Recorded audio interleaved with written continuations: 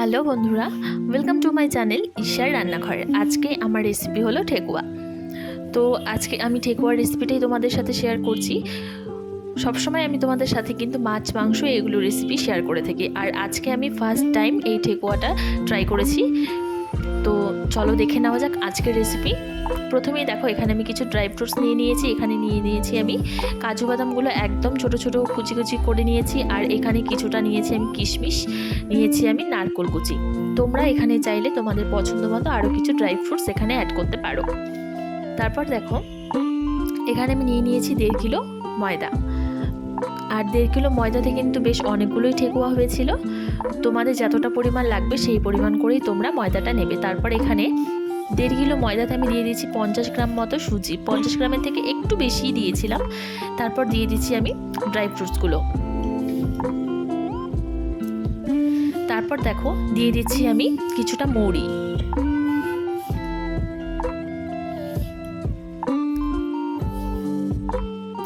মৌরিটা দিয়ে এবার এটাকে ওপর থেকে হালকা করে একটু নেড়ে চেড়ে তারপর এর মধ্যে আমি দিয়ে দেবো ডালডা।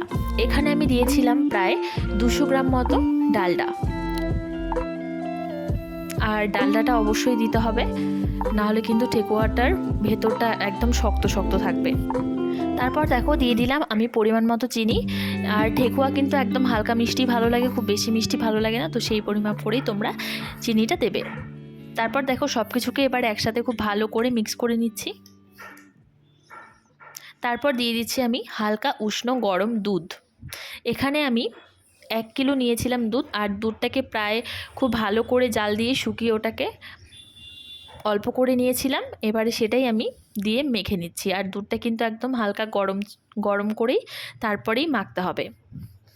তোমরা চাইলে কিন্তু এখানে গরম জলে অ্যাড করতে পারো, তবে দুধ দিলে এর টেস্টটা বেশি ভালো হয়।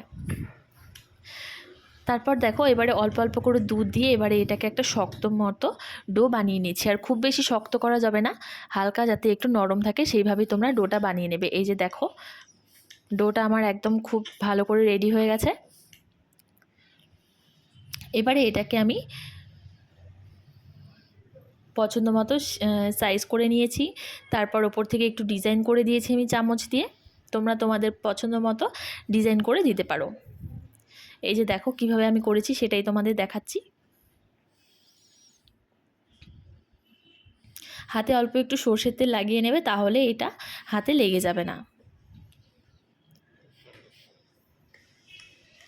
আর ঠেকুয়াটা আজকে আমি ভাজবো সাদা তেল দিয়ে। তোমরা কিন্তু চাইলে এটা ঘি দিয়ে বা সর্ষের তেল দিয়েও ভাজতে পারো।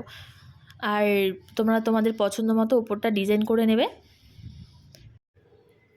তারপর এই যে দেখো, বেশ কয়েকটাই আমি ডিজাইন করে নিয়েছি। এগুলোকে আমি ভাজতে বসিয়ে দেব।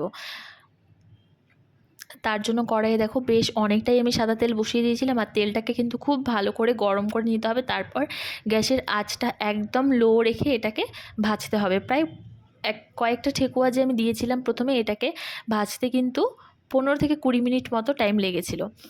আর ভালো করে না ভাজলে কিন্তু ভেতরটা একদম কাঁচা থাকবে, খেতে একদম ভালো লাগবে না। এই যে দেখো, কিছুক্ষণ পর পর এটাকে আমি উল্টে দিচ্ছি। তারপর এই যে দেখো, ঠেকুয়াগুলো আমার খুব ভালো করে ভাজা হয়ে গেছে, লালচে করে ভেজে নিয়েছি। আর ভিডিওটি কেমন লাগলো অবশ্যই কমেন্ট করে জানিও। আর ভিডিওটি ভালো লাগলে লাইক কমেন্ট শেয়ার, আর আমার চ্যানেলটাকে অবশ্যই সাবস্ক্রাইব করে দিও প্লিজ। এই যে দেখো, ঠেকুয়াগুলো আমি হাত দিয়ে একটু ভেঙে দেখাচ্ছি। ওপরটা কিন্তু একদম ক্রিস্পি হয়েছিল, আর ভেতরটা একদম নরম হয়েছিল। তোমরা কিন্তু অবশ্যই ট্রাই করে